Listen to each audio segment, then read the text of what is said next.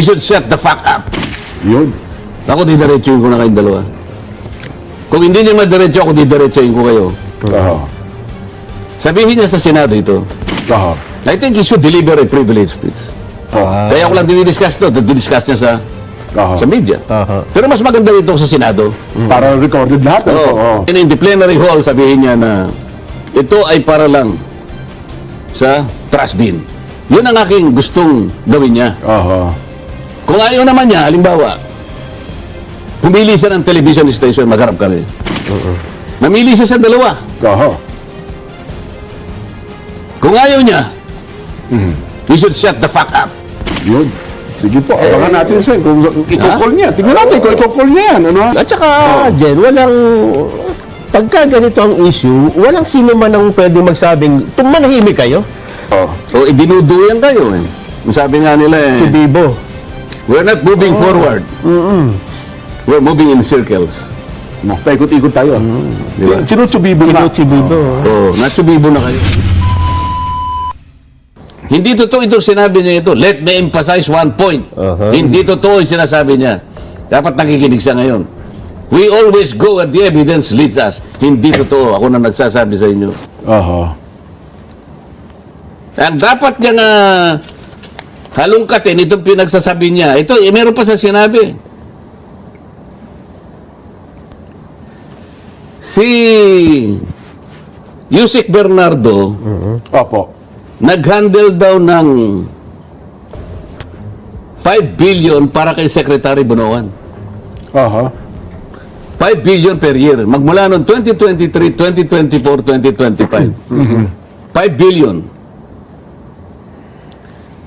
At 15% ang kinukuha. 15%. Ngayon, sa kickback na yon, 75% napupunta kay Bunuan, 25% kay Bernardo. Siya rin ang nagsabi doon eh. Nandun si Bernardo, nandun si Bunuan. Dininay din ni Bunuan. Hindi po totoo yun. Kapag pagka wala kang specific denial, general denial lang, that amounts to admission. Ganun ba Hindi yun? totoo yun. Ganun lang. Ganun lang kasimple. Alin ang hindi totoo? Yung 75%? O 70% lang ang nakuha mo? Kailangan siguro i-deny mo yan specific, hindi yung general denial. Lumitaw yung Cabral files. Nakalagay doon kung sino. Sinabi rin niya. Hindi ba niya napapangkin sinasabi niya? Mahilig yung magpa-interview eh. Sabi niya, at least 5 secretaries of the departments and USECs were beneficiaries of the allocables under the Cabral files. Ba't hindi niya ilabas? Sino ba yung mga cabinet secretary? Doon sa binabanggit ko nga sa iyo na 100 billion na sinasabi ni Saldico na ang nag-name drop ay si Adrian Bersamin na binibigay kay Trigib. Sabi raw ni Bernardo, Trigib, kunin mo na, dami na nito itong yung pinakamalaking single delivery is 2 billion pesos. Nandun nga doon sa armored van. Sabi raw ni Trigib, sandali lang kasi March 11, hinuhuli kayong kasi si Digong. Kaya magulo ngayon. Pero kanya itong circumstansyang ito, may kinalaman pa kanya doon sa pagpapalit ng ES, kaya sa Makati, may connection pa daw si yung bagong hirang na executive secretary na si Secretary Ralph Recto. Bakit hindi paliwanag itong mga bagay nito? Puro seryosong aligasyon ito Kung totoo na he always goes where the evidence leads him. Bakit? Dalawang babae nilagay niyo ron, nakatakip ang buka. Kasi laging ganun siya, lagi may nawawalan ng pasensya ang tao pagka ganito malayo nga, nabanggit yung 30 Tamarin. Tinatanong ko sabi ko dun sa babae, alam mo ka ako, si Saldico, narinig ko nung siya'y nagpapahayag niyan. Kahit na paunti-unti nga niyang nilalabas yan. Sa pamamagitan ng video. Nabanggit niya yung 30 Tamarin Street na yan Diyan siya nag-deliver ng 1 billion. ano mo yun? Narinig mo ka? Napakinggan mo ba? Napakinggan mo, napanood mo? Hindi po kanya, pero... Hindi daw nila maalala. Oo. Hindi, pero naalala ko po, merong nakapagsabi na ginamit nga po yung... Pagkatapos noon, siya na yung sumasagot. At yung isang babae na yung gustong sumagot, ayaw nang pasagutin yung isa. Ay, wala po kaming narinig na ganyan. Wala po kami napanood na ganyan. Hindi ba importante yung 30 Tamarid? Ayun Doon nga. pala yung 1 billion Totoo. na doon diniliver. Kasi nagtaka nga ako, parang hindi nila kinala yung saldi ko eh.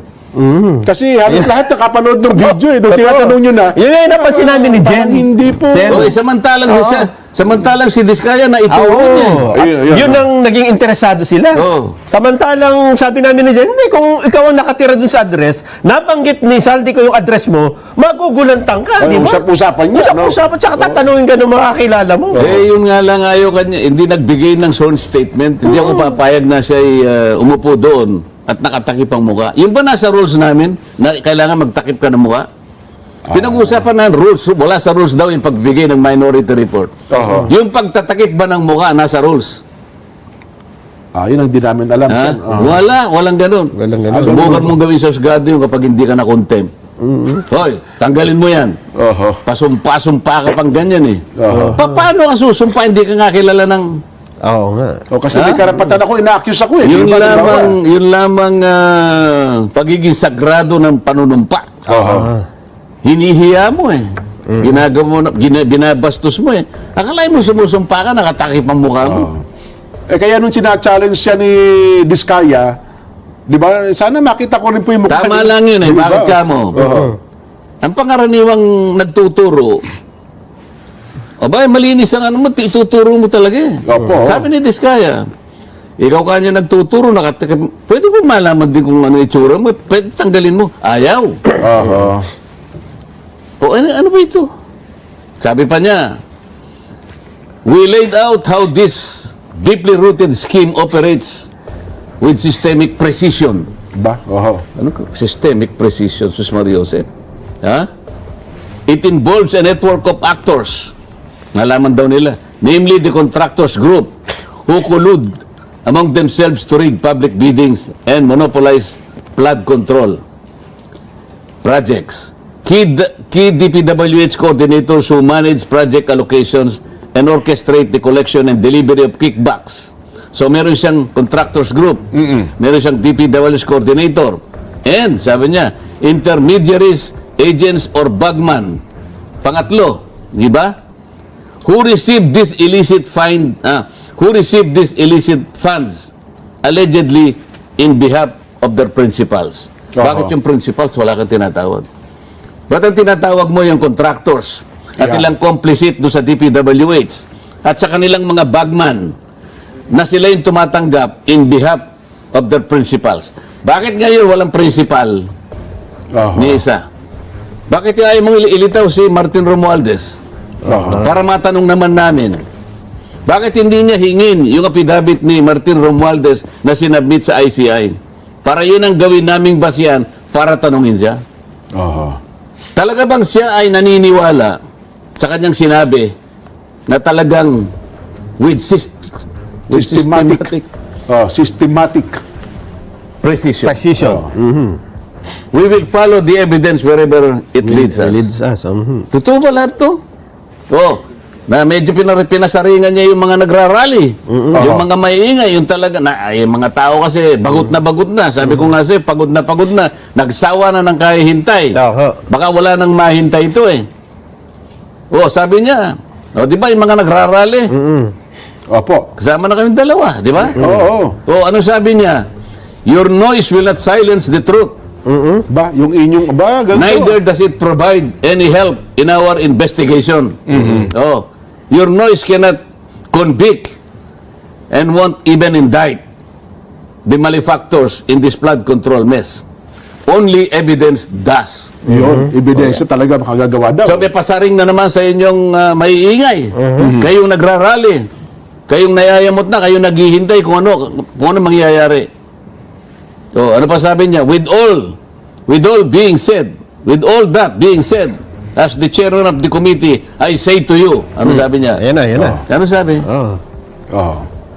Ano po ba binanggit niya? Hindi kayo nakinig. Hindi namin pinakinggan yan eh. Kasi nagpo-programa kami sen nung nangyari yan. Oh. Shut the F up. Sabi niya. Yung bago kaya siya naman. yung bago Kasi- siya magsimula, Hindi nung pwedeng- Monday. Hindi pa niya masabi-sabi. Hindi naman... Ang sinasabi ko sa inyong dalawa, nilimas ang kabangbayan. Nakakaawa ang mga tao. Ayun nga. Puot na puot, Oo. galit na galit. Makikita mo eh. Oo. Naghihintay kung anong kahihinatnan ng pagdinig na ito. O sabi niya, partial report, December, before December break. Oo. Asaan? Ano talaga bang ano ito? Pinaplano yung delay na ito? Para mapatig yung mga tao? Oo. Para sa ganoon, mabagot na lang. At magsawa na lang hanggang sa hindi sila interesado rito. Ganon ba yung plano? Parang mukhang ganun nga po ang nakikita Baka natin. sasabihin niya, ito'y para sa basura lang. Oo. Alam mo ang gusto kong gawin niya? Sabihin niya sa Senado ito, Oo. I think he should deliver a privilege speech. Ah. And in the plenary hall, sabihin niya na ito ay para lang sa trash bin. Para sa ganun, meron akong panahon na Matanong kayo. sa matanong Senado para maging opisyal lahat. siya. Opo. Kaya ako lang dinidiscuss ito. Didiscuss niya Oo. sa media. Aha. Pero mas maganda rito sa Senado. Para recorded lahat. Oo. Oo. Yun ang aking gustong gawin niya. Oo. Kung ayaw naman niya, halimbawa, pumili siya ng television station, magharap kami. Namili siya sa dalawa. Oo. Kung ayaw niya, Mhm. he should shut the fuck up. Yun. Ako, didiretsuhin ko na kayong dalawa. Kung hindi niya madiretso, ako didiretsuhin ko kayo. Oo. O, ba't parang hindi kayo makasagot? Sige po, abangan natin sen kung i-call niya. Tingnan natin kung i-call niya yan. Ano ha? Maganda pong pangyayari yan. At saka, Jen, pagka ganito ang issue, walang sino man ang pwedeng magsabing, manahimik kayo. Hindi ko pa pwedeng manahimik ang taong bayan. Pera ng taong bayan ito. Kahapon, kung narinig niyo, si Secretary John B. Cremulya, alam mo sinabi niya si Gutesa fake? Ganun ba? Bakit sila magkukuglod ng ganun? Paano naging fake si Gutesa? Hindi makalabas si Gutesa dahil alam kong kontrolado nila kung nasan siya. Paano naging fake si Gutesa? Siya lamang kasi ang nakapagsabi na dinideliver nila ang pera kay Saldico at sa bahay ni Martin Romualdez. Ayun nga. Oo. Sinasabi nilang peke sapagkat pinipilit nila na yung notaryo ay peke daw. Samantalang yung tao, wala namang kinalaman kung paano pepekein ng notaryo. Basta pumunta lamang doon, nagpanotaryo. Totoo. Gano'n ba kayong nabalitaan na isang tao nameke ng notaryo? Parang wala pa po. Yun ang gagamitin nila. Maitago lang. Ang gusto nilang itago. Grabe, no? Oo. Kasi parang maraming yung na-excite kasi akala natin hindi din ng gusto si Bonoan. Parang ang dating niloko mo ang Pangulo pagdating doon Ay, salamat po ang ng marami. akala natin sa hearing na yun, doon na magkakaalaman, Oo, di ba? parang huling Kasi- pagdirig na ito. Oo, nandun na si Bonoan, nandun yung Trigib, nandun si Bernardo. Pero ang lulitang pala, yung dalawang babae. Yun nga. Di ba parang... Ako hinintay ko yung Adrian Belsamin Oo. Pero ano yung ginagawa nila? Ba't ganito? Ang tao, naghihintay. Naghihintay ng resulta. Naghihintay ng katotohanan. O dinuduyan kayo Ang sabi nga nila Chubibo. we're not moving forward. We're moving in circles. Paikot-ikot tayo. Di ba? Sinuchubibo nga. Chubibo. Natsubibo na kayo. Yun na nga. Anyway, paano yan? Pasensya na muna sa mga pagbati. Mainit po kami ngayon Mainit. Wala kami muna pagbati ngayon. Talaga naman. Ay, nako.